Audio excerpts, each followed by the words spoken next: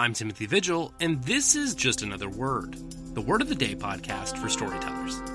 Episode 36, Abstruse. Difficult to understand, obscure. We've looked at characters who are precise and characters driven by proof.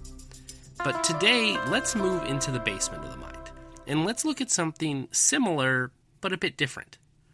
We're looking today at the character who has gone so far down one specific rabbit hole, they've forgotten that everyone lives in the dark with them.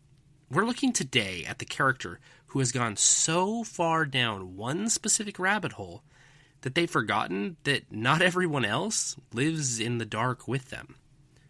Today, we're going to look at the Abstruse, the character who lives in the obscure. The Abstruse character is one of the most fun archetypes to write. They know so much about a subject. They allow us, as writers, to throw out our expertise on something, to really flesh into the deep knowledge that we have. But they can be a challenge for a reader, and can end up being one of the most difficult things a character has to read. See, because a pedantic character, who we've talked about, is obsessed with being correct. But the abstruse character is obsessed with being thorough. They have an obsession. They have a focus. They have a deep love of something, and they are focused on that subject, even one that is so niche, and their expertise can end up becoming a language of its own. The abstruse character isn't unaware of the world around them, and this is something I want to make very clear.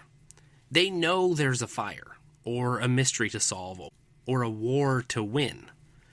The conflict that they create arises when their expertise is finally called upon. When you ask them for a simple answer, they give you an archaeological dig. They don't know what level of detail is necessary because they are so obsessed with it. Excitement to tell about the thing that's on their mind. They may provide the one piece of information you actually need, but they bury it under a mountain of details that are only relevant to them and might even only be relevant to studying the subject they're talking about. This can create information overload. Conflict with an abstruse character comes from the signal-to-noise ratio. Trying to help, but they lack the filter to realize that the history of a tool isn't necessarily helpful during a crisis. That the detail that they have isn't what the character needs when they come to them for their expertise. An abstruse character might have a very narrow utility.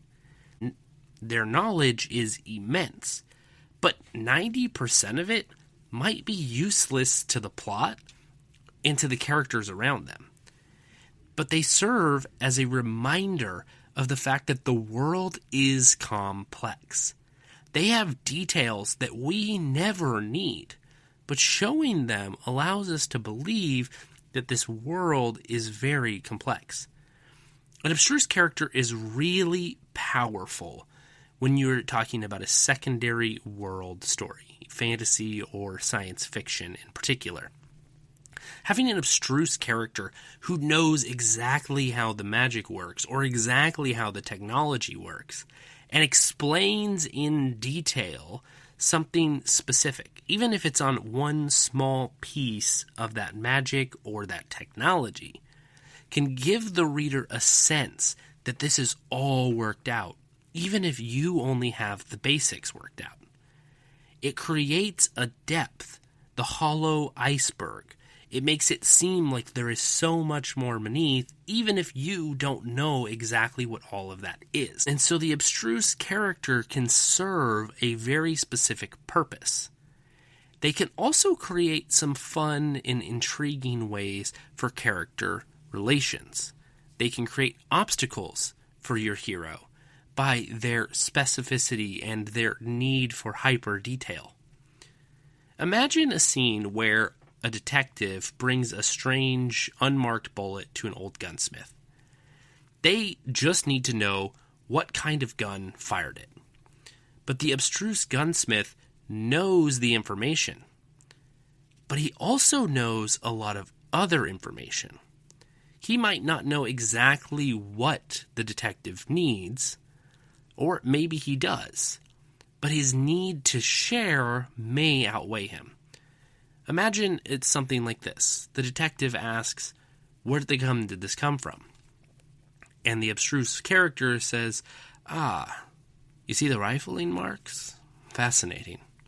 The gunsmith lowered his spectacles and brought the bullet inches away from his eyes. "This wasn't just a standard barrel. It was a custom bore from the 1920s. You can tell because back then they were experimenting with lead alloy cooling rates that ultimately failed because the oxidation in the casing would jam the striker."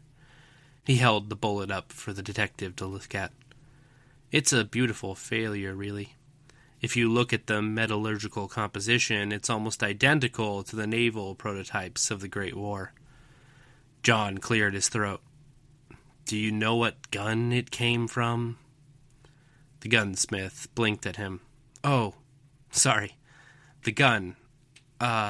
Yes, a 1922 Webley with a modified extractor."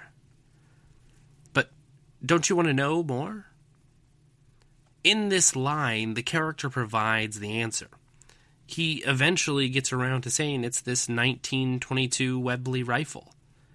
But he treats it as a footnote to his lecture on metallurgy, to the way that guns were produced.